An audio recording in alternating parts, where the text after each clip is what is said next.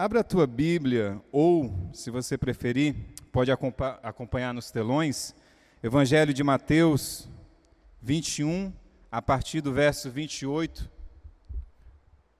uma parábola bem curiosa que Jesus nos contou.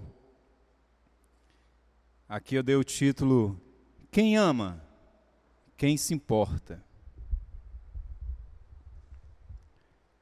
Evangelho que escreveu Mateus 21, 28 a 32.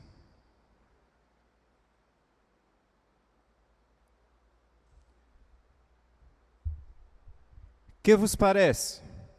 Um homem tinha 2 filhos, e dirigindo-se ao primeiro disse: Filho, vai hoje e trabalha na vinha. Este respondendo disse: Não quero. No entanto, mais tarde arrependeu-se e lá foi. Dirigindo-se o pai ao segundo, falou-lhe nos mesmos termos. Este respondendo disse: Eu vou, Senhor. Só que não foi. Qual desses 2 fez a vontade do pai? Dizem: O primeiro. Diz-lhes Jesus: Amém vos digo que os cobradores de impostos e as prostitutas irão à vossa frente para o reino de Deus. Pois João veio até vós no caminho da justiça e não acreditastes nele. Mas os cobradores de impostos e as prostitutas acreditaram nele. Porém vós, apesar de o terdes visto, nem vos arrependestes posteriormente a ponto de acreditardes nele. O contexto dessa parábola, como a gente viu, é o da família, é o contexto familiar. Espera-se, portanto, que seja um ambiente afetuoso, por razões óbvias. O pai, os seus 2 filhos, ligados por vínculos familiares afetivos. Então, o ambiente deve ser, por isso, de compromisso mútuo, de cumplicidade, de trocas, responsabilidade, respeito, carinho, como deve ser toda relação afetuosa. E essa parábola fala de amor, ainda que não diga a palavra amor, ainda que não use a palavra amor, mas quem disse que é preciso nomear coisa para que ela seja? Quem disse que é preciso nomear o ato de amor para que seja de fato amor? Aliás, não sei se vocês concordam, mas a palavra amor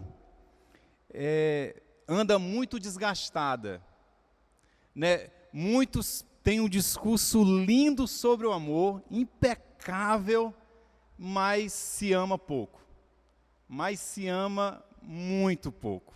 O discurso lindo sobre amor na teoria é maravilhoso, mas na prática falta. Eu penso que a palavra amor se perde entre abstrações e frivolidades. Quando alguns falam sobre o amor, parece que o amor é algo assim, abstrato, distante, impossível. Né? Quando você ouve alguém falar de amor, pois isso aí não é para mim. Por outro lado, usam a palavra amor para qualquer coisa. Um sorvete, um time de futebol, uma música. Eu amo o time do Flamengo. Eu amo o sorvete de cupuaçu. Eu amo aquele lugar. Não que seja equivocado, mas de fato, a palavra se perde entre abstrações e frivolidades. O que é mesmo amor? A palavra está surrada.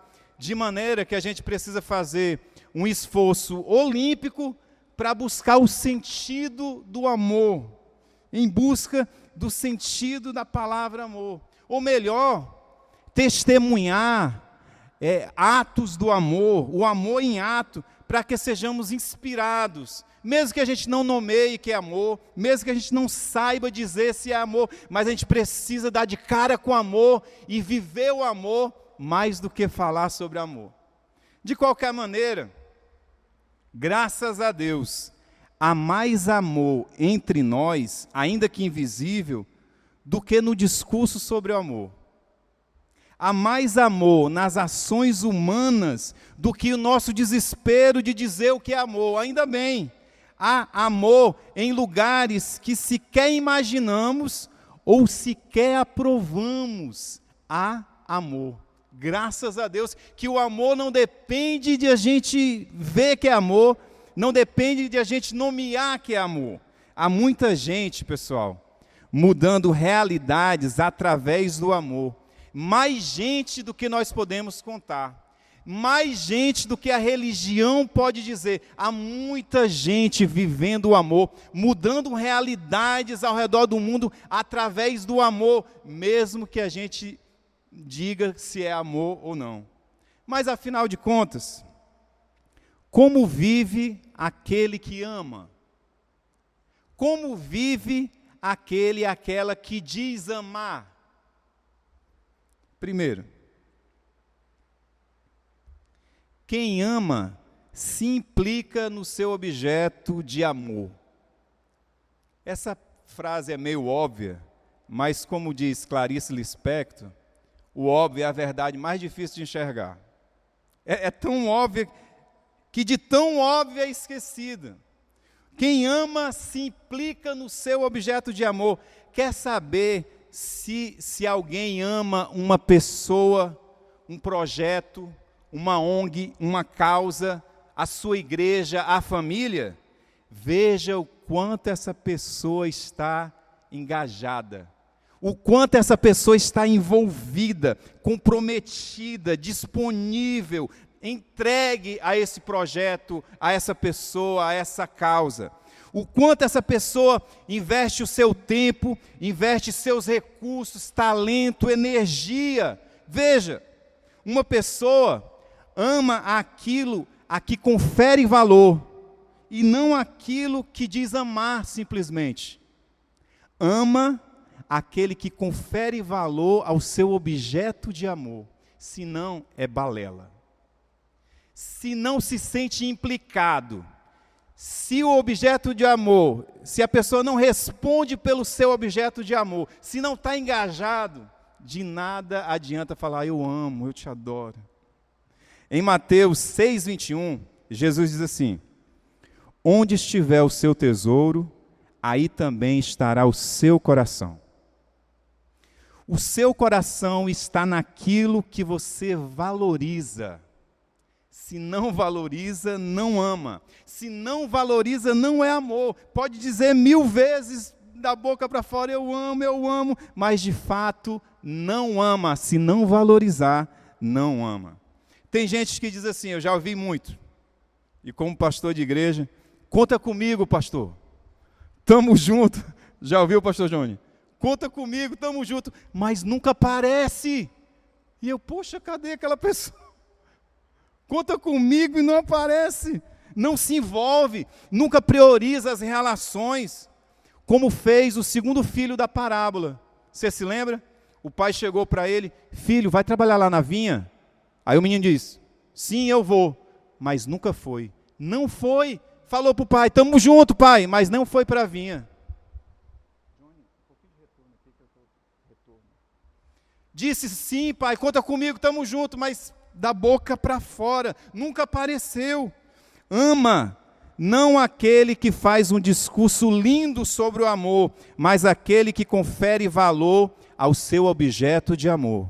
É esse que ama, não é o que diz que ama, mas aquele que confere valor ao seu objeto de amor. Na história de Jesus, o primeiro filho diz ao pai, não quero trabalhar, pai, não vou. Mas aí ele pensou bem e foi. O que é que eu vejo aqui, gente? Que o menino se tocou, tomou uma consciência, poxa, isso aqui é nosso. Poxa, eu pertenço a esse ambiente, a vinha também é minha. Como posso eu não cuidar? Como posso não valorizar, ajudar, fazer a minha parte? Eu vou. Eu disse que não ia, mas eu vou. Daí ele se arrependeu e foi, sem dizer nada a ninguém. Ele foi no anonimato, sem palavras, ele amou. Olha que lindo. O que eu acho mais lindo, gente, é que o filho cuida da vinha a despeito de sua vontade. Ele diz, não quero, mas ele se vê tão envolvido com os seus, sabe aquela noção de pertencimento? Poxa, eu pertenço a esse lugar aqui. O menino se enxerga tão implicado naquele ambiente que ele abre mão do eu não quero. O que é que eu vejo aqui? Quem se percebe numa relação de afeto, escolhe abrir mão da sua vontade em favor do outro. Quem se percebe numa relação afetuosa, de amor, escolhe abrir mão da sua vontade em favor do outro, porque ama. Isso é amor. Certa vez, uma mulher pagã chegou a Jesus pedindo por sua filhinha que estava muito doente. E Jesus, curiosamente, ele ignora aquela mulher. A mulher pede, Senhor, me ajuda, minha filhinha está doente. E Jesus ignora, nem ouve aquela mulher. Aí os discípulos, Jesus, ouve, essa mulher está importunando a gente, atende essa mulher. Aí Jesus, em outras palavras, ele diz que ele deve começar a sua missão através dos judeus. Em outras palavras, Jesus diz que a prioridade dele são os judeus. E aí ele usa uma metáfora, ele diz assim, não é certo, mulher, tirar o pão dos filhos e dá-los aos cachorrinhos. Chamou a mulher até de cachorrinho. Esse é um texto muito curioso, gente. Mas a mulher respondeu assim para Jesus, sim, Senhor, mas os cachorrinhos comem das migalhas que caem das mesas dos seus donos. Foi um soco no estômago de Jesus. O que é que Jesus fez? Mudou de ideia e atendeu a mulher. Veja, Jesus tinha uma agenda, Jesus tinha uma ideia, Jesus tinha um itinerário, mas pelo amor, para atender aquela mulher, Jesus mudou de ideia. Jesus não estava fazendo de conta aqui, só para ver qual era da mulher. Não, Jesus tinha uma agenda, queria, além de estar cansado com seus discípulos, o contexto nos mostra, ele tinha a prioridade, o itinerário dele era os judeus. Eu vou atender os judeus, depois eu me preocupo com o restante do povo. E a mulher faz Jesus mudar de ideia. Ele muda porque ama. Quando amamos, nós abrimos mão, às vezes, do conforto, de prioridades, de esquisitices, de preguiças, para dar preferência ao outro. Já aconteceu com você? Amar dá trabalho, gente. Amar não é tão fofinho assim. Amar, se você se sente envolvido numa relação afetuosa, dá trabalho, porque você abre mão, poxa, de coisa tão gostosa, você tem algumas esquisitices, poxa, vou abrir mão disso aqui, é relevante para mim, poxa, o outro está precisando. Por amor, você releva esquisitices, preferências, porque ama. Deixa eu contar só um exemplo. Eu nunca gostei de gatos. Né? Para mim, eu sempre fui meio arredio, assim, a gato, eu não gostava nem de chegar perto, assim, não era confiável, sabe, o gato para mim. Mas aí, o Igor e o Theo, meus filhos, queriam um bichinho de estimação. E como a gente mora no apartamento, a André achou melhor não ser cachorro. Cachorro daria para ser, mas não, vamos escolher um gato. Não, gato, eu nunca tive gato, eu não gosto de gato. Não, os meninos querem, vamos escolher um gatinho. Tá bom. Aí quando for escolher, escolheram 2. Aí eu 2 de uma vez. Um já seria muito. Mas, gente, grande aprendizado. A minha preferência, eu podia relevar por ele os meus amores. Ainda que fosse chato para mim ficar gato. Mas por eles, a gente pode ter gato, até 2. E hoje até gosto dos gatinhos. Quando estou preparando algum texto, pregação, e aí eles vêm e enchem de pelo o teclado do computador. Quem ama se torna responsável por aquilo que ama. Amar dá trabalho. Quem diz amar se torna responsável pelo outro. Quem escolhe amar, gente, escolhe diminuir um pouco a sua liberdade. Não é mais Peter Pan, não é mais Cinderela. É verdade, tem menos liberdade, mas você escolheu ter menos liberdade em favor do outro. Você não pode não atender o seu filho que precisa mamar de madrugada, porque, que eu sou livre, eu vou ficar aqui, deixa ele chorar. Não. Quem ama se torna responsável pelo outro. Isso me diz respeito, eu respondo por isso. Quem ama o seu time, torce por ele, compra camiseta, vai ao estádio, contribui até financeiramente. Quem ama a sua igreja, participa das programações, se envolve, é zeloso nos dízimos, nas ofertas. Quem ama a sua cidade, se envolve com as suas causas. Quem ama a terra, está no mínimo preocupado com o uso abusivo dos seus recursos. E assim por diante. Só ama quem de fato se importa. Segundo, a decisão de amar salva o tempo que falhei com amor, mesmo que pareça tarde. Amar nos redime. Eu fiquei pensando aqui, gente, sobre as relações. Será que algum dia um pai ou uma mãe não sentirá culpa por não ter correspondido ao filho em algum momento? Difícil, né? Um pai ou mãe, não tenho culpa, não, eu fui exemplar no amor, sempre que eu fui requisitado, eu amei, foi difícil, porque não pôde participar de uma festa, acompanhar o filho na apresentação do karatê, ou aceitar o convite para brincar, viajar, curtir o tempo à toa. Será que uma mãe, um pai serão isentos de culpa, de não ter amado tanto? Eu acho que não. Será que existe pai ou mãe sem culpa por não ter amado o suficiente? Eu acho que não.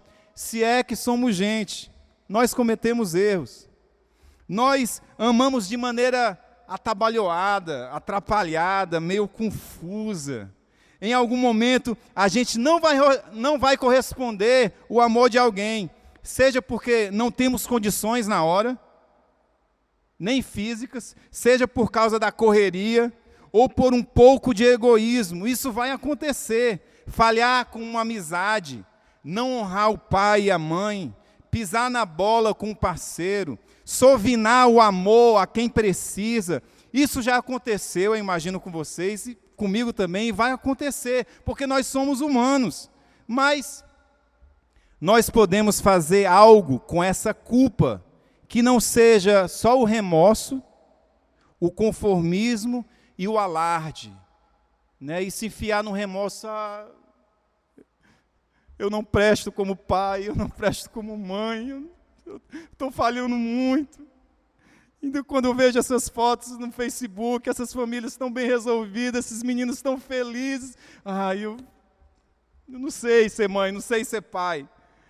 A outra coisa a ser feita, além desse remorso, quando a culpa bater, quando você se arrepender, porque naquele dia podia ter feito e não fez, podia ter beijado e não beijou, podia ter amado e não fez, podia ter trabalhado menos e não fez. No dia da culpa, você pode fazer diferente, amar, ainda que pareça tarde. Amar agora, no dia da culpa. Ame agora. Quando se sentir culpado porque não amou naquele dia, ame agora, ainda que pareça tarde. A questão não é se eu vou falhar com amor em algum momento. Certamente eu vou.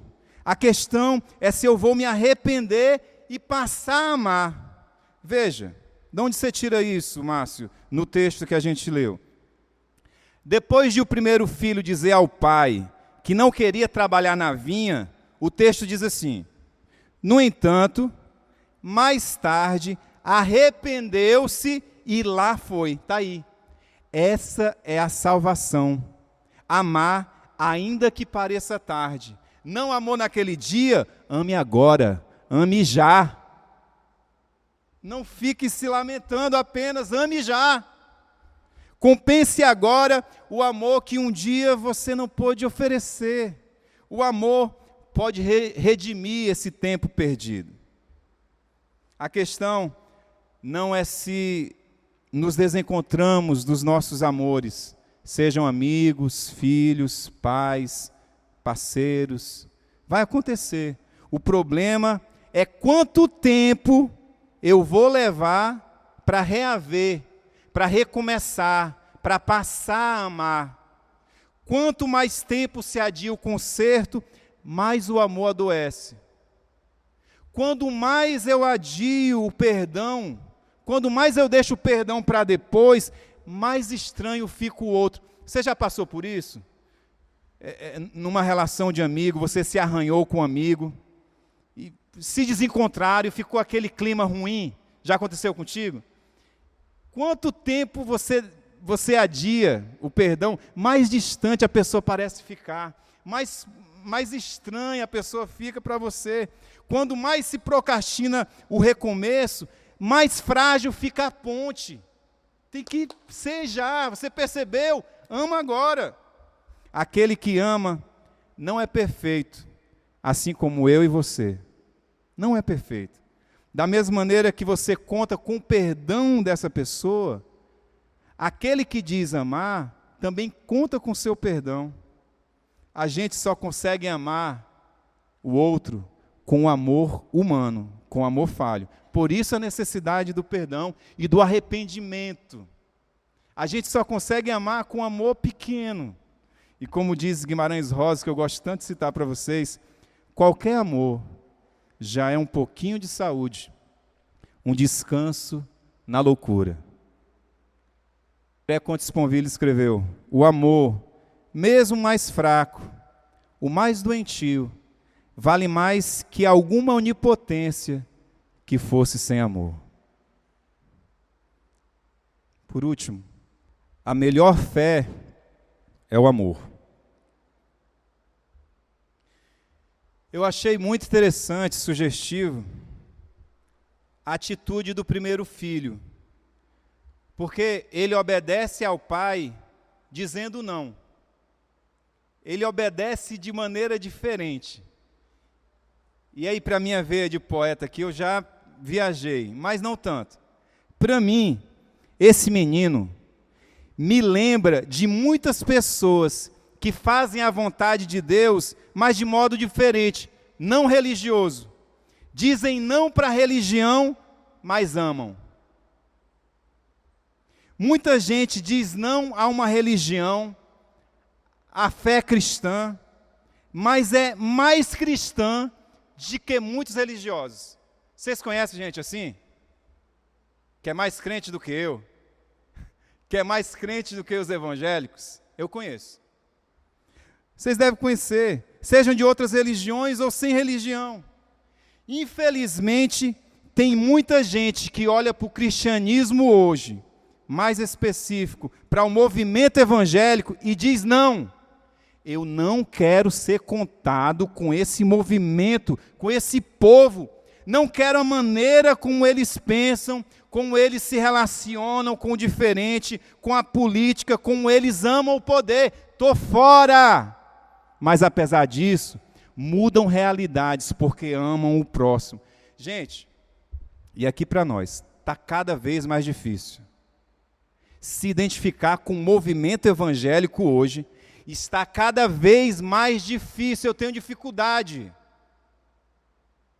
Eu não me identifico mais com esse movimento evangélico aí. Crente adepto do ódio, da intolerância, que não se preocupa que a violência se propaga sem freio, gente. A violência está se propagando ladeira abaixo. E crentes não se preocupam com isso. Eu vejo em muitos crentes tudo menos pacificadores. Eu não acompanho novelas, mas pelos memes da internet nessa semana, eu já sei como é que foi o final de uma delas. Vocês devem, quem acompanha a novela aí deve saber. E eu achei ótima cena. Ainda que muitos evangélicos ficaram furiosos. como é que é, pastor? Conta aí que eu não acompanho a novela. A vilã, que havia se convertido à fé evangélica, no presídio, né, ela se converte à fé evangélica. Ao final, ela olha para a câmara com cara de demônio. Bingo! Não será assim que a sociedade hoje está olhando para muitos crentes? E aí muitos evangélicos se doeram. Será que coube a carapuz? Muitos evangélicos se doeram. Rede Globo contra os evangélicos.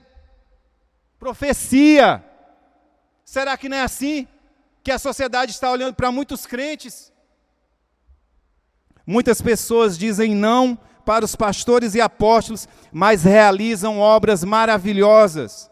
Dizem não para o movimento evangélico, mas fazem boas obras, mais do que muitos crentes que dizem sim. É conhecida de nós a expressão do Mahatma Gandhi: eu gosto do seu Cristo, mas não gosto dos seus cristãos. Seus cristãos são tão diferentes do seu Cristo. Bufo. O que nos importa é dizer sim à vida, ainda que para isso seja necessário dizer não à religião. O que nos importa é dizer sim ao amor, mesmo que para isso seja necessário dizer não a um movimento que envergonha Cristo.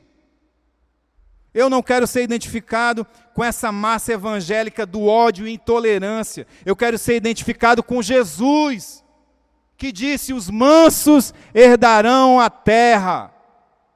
Jesus diz algo escandaloso no texto. Não sei se você arrepiou seus cabelos, mas é escandaloso.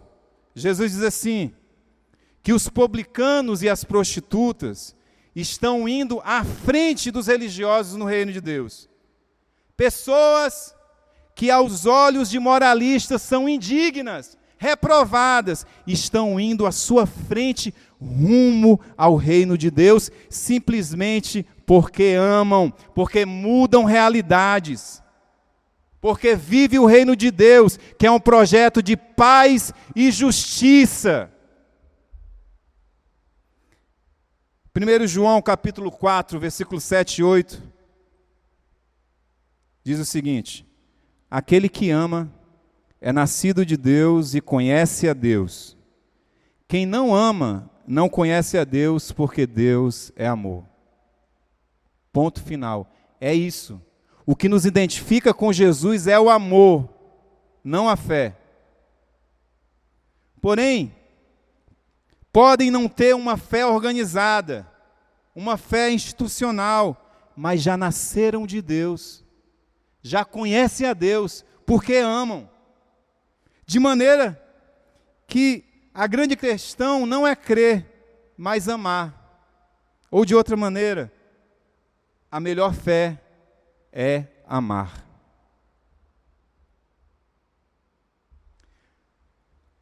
Muitos se perguntam pela religião verdadeira. Qual é a religião verdadeira, pastor Márcio?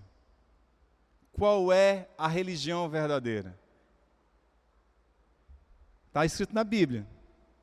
Tiago 1,27, irmão de Jesus que escreveu essa carta. Qual é a verdadeira religião? Sabe qual é? Mas se eu disser, você não vai sair da Bethesda? Ué, pastor, Bethesda não é a verdadeira religião? Pode estar inserida na verdadeira religião, mas a verdadeira religião não é uma placa, não é nome de igreja. A verdadeira religião para Tiago não é uma instituição, uma placa, mas um modo de viver. Olha o que ele diz: a verdadeira religião que o Pai aceita é cuidar dos órfãos e das viúvas em suas necessidades. Se você fizer isso, pode ser Bethesda. Quem fizer isso está dentro. Quem fizer isso é da religião que o Pai aceita como verdadeira, como boa. Quem se importa? Quem ama. Qual é a verdadeira religião? Daqueles que amam.